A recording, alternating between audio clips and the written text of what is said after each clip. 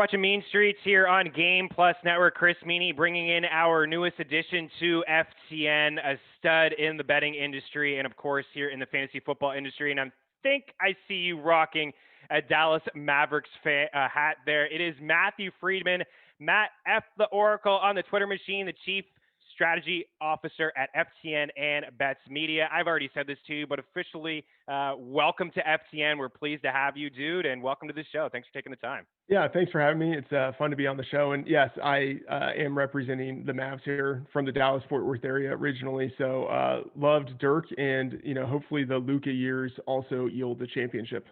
I saw yesterday NBA 2K announced they're having like a 75th anniversary, and they have Kareem on the cover with KD and Dirk, and also Luka on a separate cover. I think there's like a dozen covers now NBA 2K. Why not? I mean, they're going to make some money. You get Dallas fans wanting to get that cover, other fans wanting to get another cover. You and I are not going to talk NBA. Maybe we'll have a conversation someday about the Mavericks and where they're going. A lot of changes happening with that team right now, but exciting time certainly to be a Mavs fan with Luka. I wanted to talk some fantasy football with you. Of course, we have our draft kit, which launched this week. Rankings, projections, best ball content, draft sheet. We have Jeff Ratcliffe's game plan guide, 300 player profiles, all kinds of different cheat sheets for whatever setting that you draft in. $24.99. Check out ftnfantasy.com/pricing. It is an unbelievable guide. You have rankings on our website as well. I mean, you've only been with us for a little bit. You already have a ton of content already up at FTN. 2022 mock draft, which I noticed you had the Eagles taking a quarterback. Is this maybe you don't fully believe in Jalen Hurts? Or actually, I love Jalen Hurts for fantasy, and honestly, my rankings, the ordering for how I was having teams go in the mock is based on futures odds at various sports books. And so the Eagles, they don't have great futures odds to win the Super Bowl. And so, I'm thinking if they end up based on their futures odds in a position to pick with the 6th pick, the 8th pick, somewhere around there, that will probably mean that Jalen Hurts did not play well enough for the team to feel that he's the quarterback of the future. So in that instance, if there's a quarterback on the board, and there are a lot of quarterbacks who could go in the first round this upcoming year, if there's a quarterback on the board, I could see the Eagles taking a quarterback. It makes sense, right? You hear the organization say, what was the quote? A quarterback factory, whatever they had said when they drafted Jalen Hurts, when they had Carson Wentz on the squad. I like Hurts from a fantasy standpoint, too. We've had lots of conversations about Jalen Hurts. I want to talk about your dynasty rankings. And a couple players in particular, Trey Lance, you have him as quarterback 7 in dynasty leagues. A 49ers buddy of mine asked me in a rookie draft, a super flex, just rookie only, if he thought it was too early to take Lance at the 4th spot when he only had Patrick Mahomes. He needed another quarterback. I said, no, if you could get him, absolutely go and grab this guy. We talked about him off the top here. Matthew on this show is just a guy in redraft and in high stakes leagues has really jumped over the past 4 weeks or so. In mid-June, he was quarterback 26, like max pick of 260, min of like 120. Now here in this month, he's leapfrogged 6 quarterbacks. He's going inside the top 20. Elliot Chris says that's not early enough. He should be going inside the top 15. He has him ranked aggressively over at ftnfantasy.com. Why do you like him so much? And what do you think from a dynasty standpoint? Also touch on just what we expect in year 1, because it may take some time. Yeah, in rookie drafts for Superflex, I honestly have him as the 101. And that might be a little bit of a hot take, taking him before Trevor Lawrence.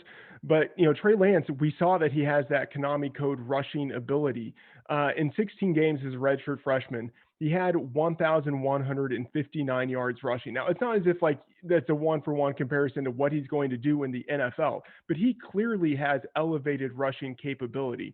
And then when you put that in the offensive system that Kyle Shanahan runs, where he's going to scheme open easy passes, easy completions for Trey Lance, that means immediately in year 1, there's significant upside there for Trey Lance. And so maybe he doesn't start right away, in which case, fine, you drop him, he's on the waiver wires. But if he actually does beat out Jimmy Garoppolo and he's the week 1 starter, I think he's a QB1 for the entire season with, like top 5 upside because of the rushing ability. And look at the weapons around him too. He has great after the catch weapons. Obviously, George Kittle, probably the best yak tight end in the league, but then also Deebo Samuel and Brandon Ayuk, both of them are great when they have the balls in their hands. So like he's just fantastic as a guy who can have these playmakers around him who can elevate him to the next level on any given week. So absolutely love Trey Lance, and getting him at 104 in a super flex rookie draft, an absolute gift. Yeah, I would say so, right? I can't argue with anything that you're saying. I'm a fan as well. You see the upside. It's so valuable to have a quarterback who can maybe average 40 rushing yards. It's like starting with a free touchdown. And I don't think it's going to take too long. Do you think, Matthew? I mean, they moved up to draft this guy in the 3rd spot. And Jimmy Garoppolo I feel like he's held him back just a little bit. I know he took him to the Super Bowl, and really he didn't have to do a whole lot to take him to the Super Bowl. And just what he can do, Lance, on the ground with the weapons that he has, man, we could see him start week 1. And if there's reports in camp that Jimmy Garoppolo, I know one year he threw 5 picks and everybody was talking about that in a scrimmage game. If he has a weak camp here and Lance is balling out, we could be talking about this guy in redraft going as a top 15 quarterback. And I agree with you to your point. If he's the starter, he has top 5 upside at the position. So I think we're going to see him continue to rise up draft boards. But ultimately, what do you think? Week 1 starter, or is it like maybe week 3, week 4? I don't think he's going to start in week 1, but there's the chance. I don't think it's week 1. I think it's dependent on a couple of things. Jimmy Garoppolo, is he playing well, or does he get injured at some point? Garoppolo does have an injury history. I don't want to be the guy who's like, he's injury prone, because I don't think that's the case. But I think this combination of factors, he will be on a shorter rope, and the injuries, and if something happens where they maybe have the opportunity to trade him, all of that is there. So I would say in the early-ish to middle part of the season is when we probably see Trey Lance, but I think he definitely does make some starts this year. So check out Matthew's Dynasty rankings at FTNFantasy.com. I'm taking a look at them right now. You have Kyle Pitts as tight end number 1 in Dynasty, and my goodness, man, this guy, it does seem like the sky's the limit for him, doesn't it, Matthew? Yeah, I should say those top 4 tight ends, however it is that you want to put them, I put a poll out there, and people ranked Kelsey, Waller, Kittle, and Pitts in that order. I have them in the exact reverse order. For me, Pitts is number 1. Nothing against those other guys, but no other tight end in NFL history. And I don't want to be hyperbolic when I'm saying this. Like, this is an actual fact. No other tight end in NFL history has had his combination of draft capital, college production, and physical dominance. And so you have a chance to get a guy like that at the beginning of his career. And then you look at Travis Kelsey, who's, I think, 32. Darren Waller is already kind of older than people think because he had to transition to a new position. Kittle is in an offense that might be run heavy.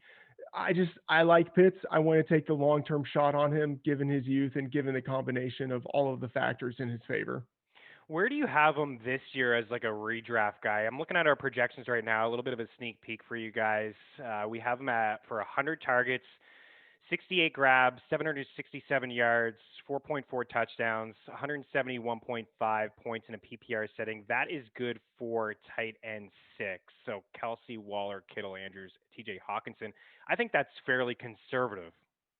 It is conservative. He certainly has the room for upside from that projection.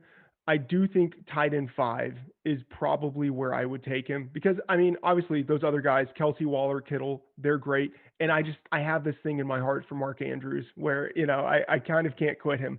So even though I think Pitts maybe has higher upside, I think he has a much lower floor. And if I'm going to go with a tight end in one of those early rounds, I do like Andrews because he has a high floor, and I think he also has a pretty high ceiling. Yeah, you have the soft spot for Andrews. I have it for Hawkinson. Yeah. So I'm a little hesitant to draft Pitts over both of those guys. I think Hawkinson is just in line for a lot of targets, a lot of volume. May not score a lot of touchdowns. We have him for 5.1, but the volume certainly should be there for TJ Hawkinson, and knowing what Jared Goff has done in the past with tight ends on his team, and then no Kenny Golladay or Marv Jones there in Detroit. So you're also high on Dallas Goedert a little bit, and we'll get a couple other guys who are you're high on. You have your bold predictions over at FTNFantasy.com. So we'll talk about that in a little bit. Don't go anywhere. Mean Streets continues right here on Game Plus Network. Freedman, you got your bold predictions up, and I love bold predictions, man. I really do. And you got a couple very interesting ones. I feel like you and I are on the same page with a lot here, but I wanted to tee you up first and let you go ahead and have the mic. What's your boldest prediction here for the 2021 season? Well, I'll just say I hate making bold predictions because I'm trying to straddle the line between something that is bold enough but realistic enough. Yeah. And so Nelson Sousa, who does high stakes content at FTN Network, great content, one of the best high stakes players in the universe. He said he liked a lot of my bold calls. So that made me feel pretty good. The one that I think might be the boldest out there, Russell Wilson as the #1 fantasy quarterback. And that's not to say that is actually where I would draft him, in part because you don't need to draft him as the #1 fantasy quarterback to get exposure to his upside. But I think he has a really good chance of finishing as the #1 overall fantasy quarterback. And, we've seen situations in the past where he's started out hot. There's been this let Russ cook scenario, and then the offense regresses into this run-heavy, sluggish type of attack. Ugh. I think there's a chance this year that we see Russ extend his awesome starts throughout the entire year. And here's in part what gives me hope. Offensive play caller Brian Schottenheimer, he's gone. He's been replaced by Shane Waldron, who coordinated the Rams' passing attack the past few years. On top of that, they brought in Gerald Everett, who's, I think, probably the best tight end, that at least most athletic tight end that Russell Wilson would have had since the pre-injury Jimmy Graham days. On top of that, you have Tyler Lockett, just signed a long-term extension, so he's there. DK Metcalf entering into his 3rd season, so he could take yet another step forward. And then, even though I don't think they needed another pass catcher, they drafted with their first pick, they drafted another wide receiver, a 2nd-rounder, Dwayne Eskridge, who is also pretty fast. I think will kind of fit in with that stretch the field, deep ball mentality. So you kind of put all of that together, the change in the coaching staff, the investments that they've made in the receiving unit. I think there's a lot of potential that they just lean into the passing game a little more than they have in the previous seasons. And Russell Wilson, I mean, he has, even when he's not throwing the ball a lot, he has high value pass attempts. So he's throwing the ball deep and he's throwing into the end zone. And so even if it's just a little tweak that we see in the passing game, that could end up being leveraged into a lot more yards and a lot more touchdowns. So I'm pretty excited about Wilson, and he has the rushing ability. It's not something that he does at a really high volume like Kyler Murray, Lamar Jackson, but he does have enough of a rushing floor to give him just a little bit extra there. So a lot of reasons to like Russell Wilson. Plus, he's a stud, right? He's awesome. Like, he's one of the best quarterbacks in the league, and I think everybody in the fantasy community just wants him to cook, right? You hear the cooking thing. Get in the kitchen and cook, Russ. Come on. It's not him, but 558 passing attempts, the most he's ever had in the NFL, right? So that's a positive sign. He's coming off that. He had a 68.8 completion percentage. That was the best mark in his career as well. You mentioned the rushing, 513 rushing yards. Yeah, it's not 849 like he had in 2014, but it's still 500. He's had at least 500, 1, 2, 3, 4, 5 campaigns here. You mentioned the start and the finish. QB2 the first 8 games, QB13 the last 8 games. Like, he was cooking. Like, the fantasy scores, 31, 33, 36, 20, 24, 29, 28, 22, and then 9, 20, 14, 15, 22, 12, 19, 18. And really, I don't even feel like that's a lot on him. There's some games here against the Jets, 27 passing attempts. Washington, 27 passing attempts. The Eagles, 31 passing attempts. Arizona, 28. So there were some games there where there was sub 30. And I think with this new offensive coordinator, I was reading up a little bit on Russell before you and I got on here, and Shane Waldron, who doesn't really have any experience calling plays, but he comes from Sean McVay's staff. So that's exciting. We know how great McVay is. And Wilson says, he was just so refreshed from his conversations with Waldron, like collaborative, willing to listen, just bump ideas off of each other, and it seemed like that just wasn't happening. Tyler Lockett, quote, wide receivers are going to have more freedom in this offense. It's like nothing I have ever seen in my time here in Seattle. DK Metcalf, very intricate. It's a lot of different kinds of routes that people have not seen, myself included. So that's exciting. When you hear stuff like that, you know that the offense is going to be a little bit different here. So Russell Wilson, it seems like people are torn on this guy. We know that the upside is definitely there. QB1, I think, would be the boldest, but I don't think it's all that bold, Matthew. I don't think it's as bold as this next prediction that you have. Find somebody in your life that you love as much as Matthew loves Cam Akers. RB1, sir? Yeah, I mean it's a stretch. I freely admit it's a stretch, and it's it's a little bit of a bit that's been going now since he entered the league, where I was just incredibly high on Akers last year as a rookie, and I feel the great fantasy douche said this before he self-exiled out of the fantasy community, but he said, if you keep on making some of the same predictions year over year, eventually you're going to be right.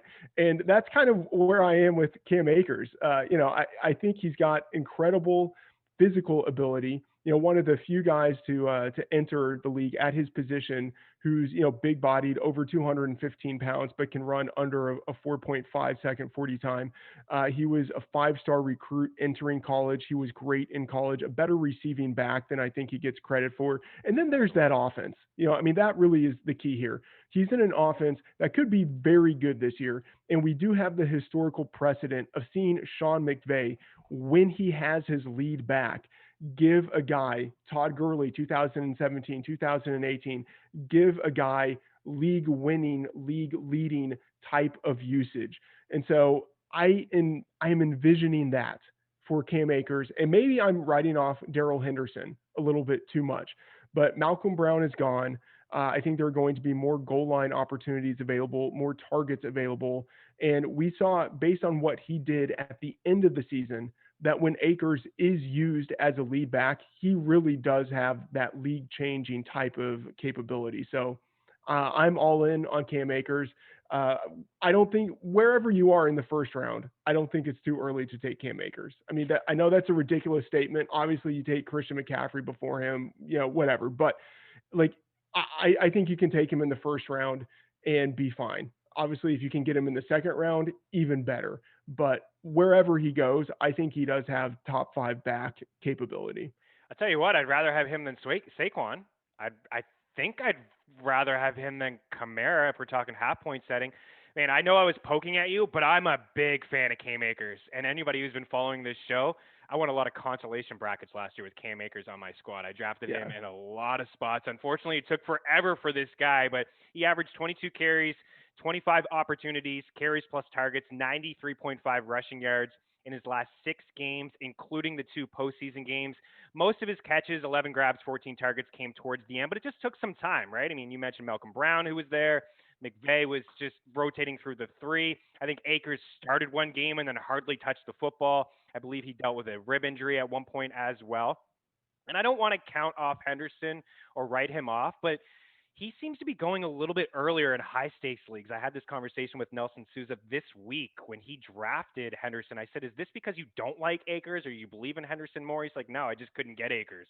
And I think Henderson could be involved through the air, which is fair, but I think – what McVay said, he views Akers as a 3-down back. I believe him. I believe him when he says that because the skill set is there. I think he definitely has upside to be a top 5 running back as well. So not too bold. I know I was poking at you a little bit there, but I'm a Cam Akers fan as well. I actually traded Derrick Henry in a Dynasty league this offseason for Akers straight up. Is that a bad trade, do you think?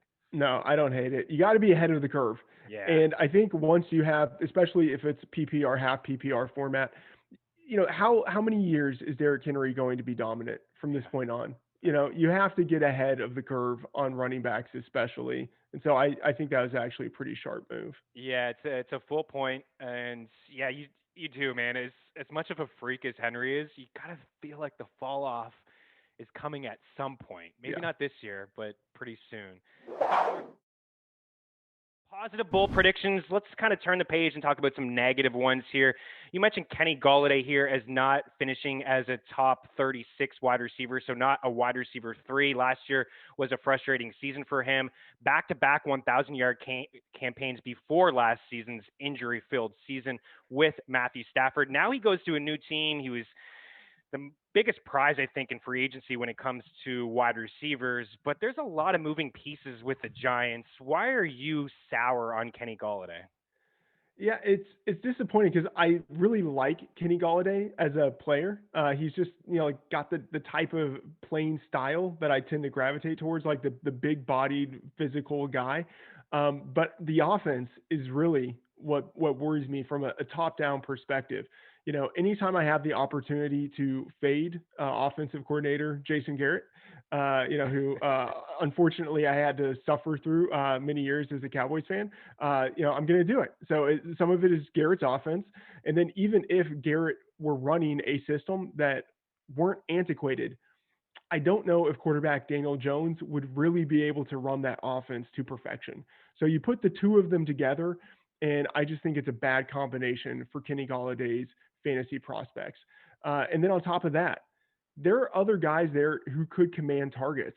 So it's not as if Sterling Shepard and Darius Slayton are world beaters, but they're still going to get some targets. Saquon Barkley, I think, a really good receiving back, even if he's going to be dealing potentially with some injury issues. Like, I hope that's not the case. Maybe he doesn't get the ball as often as he did when he was a rookie, but he could still see a lot of targets through the air.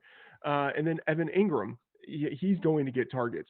So I don't think that Golladay has a great chance of getting more than the 120-ish targets that he was getting his first few seasons in the league.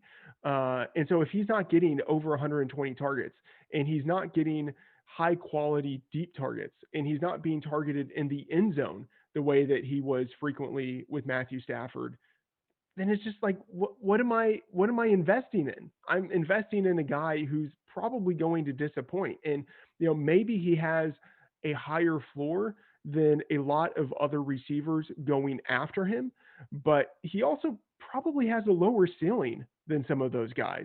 So I would just rather pass on him, maybe take a running back in that range, but probably just pivot to another wide receiver. I don't want to agree with you on everything here, but he's my one guy, the avoid in our draft kit.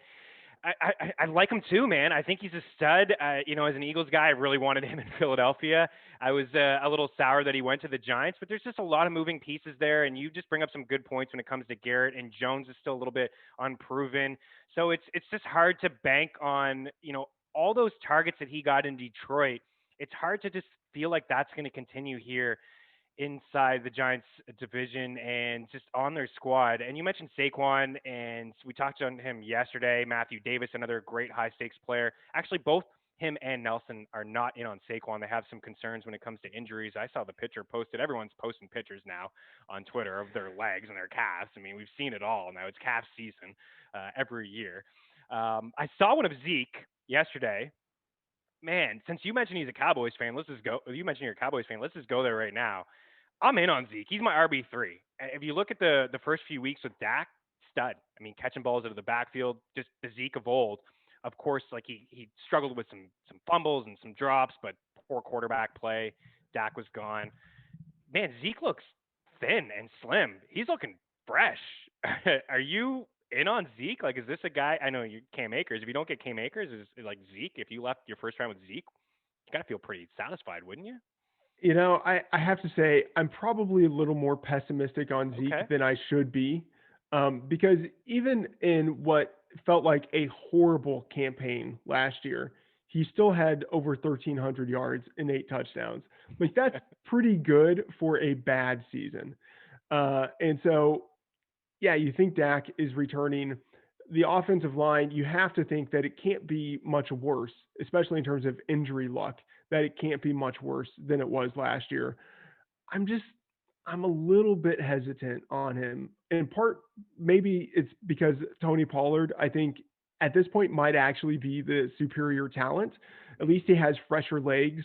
Zeke is entering the 6th year of his career, and, he is only 26, but you start to see running backs fall off pretty quickly when they get past that half decade mark in their career. And so if I'm going to be like a year too early on fading Zeke, that's fine. I feel like there are other running backs that I feel just a little more comfortable with, because what if Dak, I mean, I hope he's fully recovered.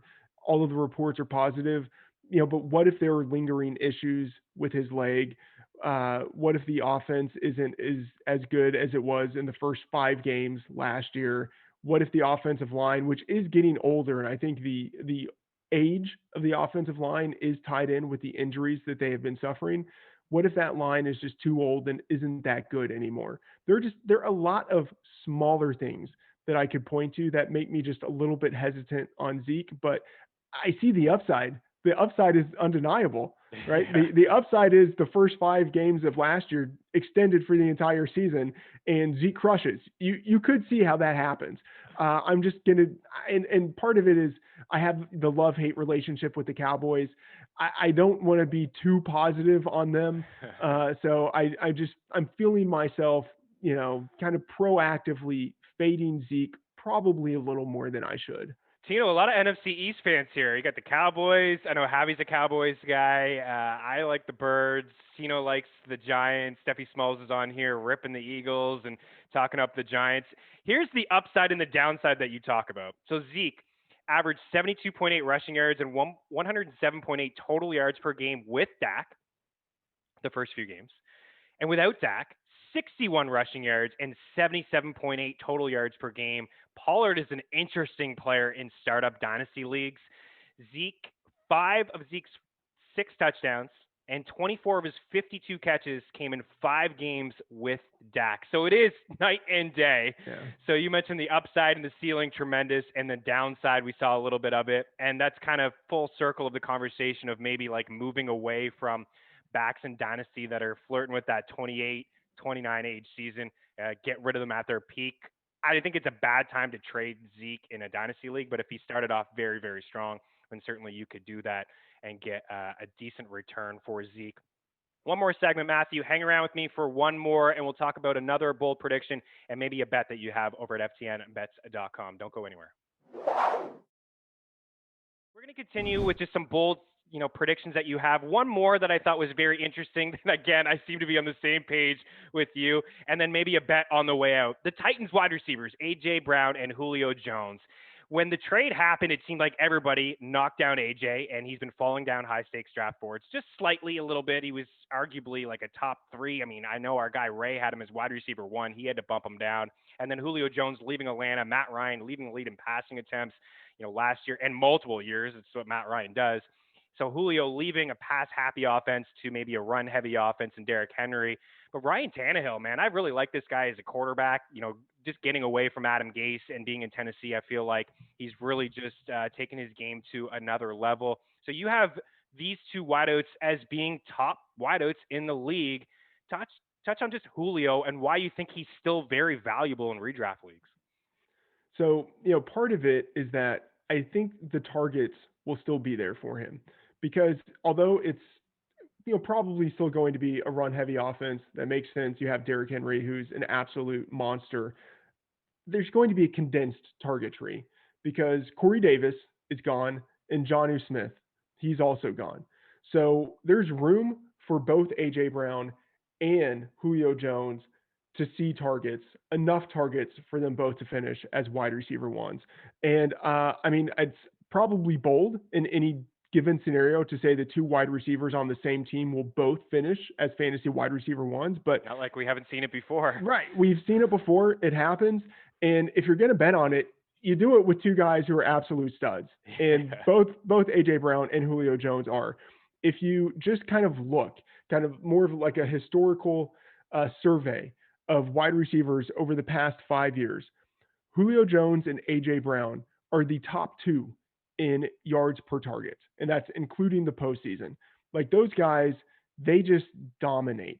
And I think this is, even with Arthur Smith gone, the offensive coordinator, I think this is still an offense that will look pretty similar to how it has looked in the previous seasons. And that means a lot of play action passes. And so you're going to have, I think, pretty high value targets. Even if this isn't a high volume passing offense, it will be a high value passing offense with A.J. Brown and Julio Jones being targeted in pretty advantageous situations down the field. And then also, I mean, Ryan Tannehill, he's thrown a lot of touchdowns over the past 2 years. Like the touchdown drought with Julio Jones, I think we're going to see that field get watered pretty frequently this year.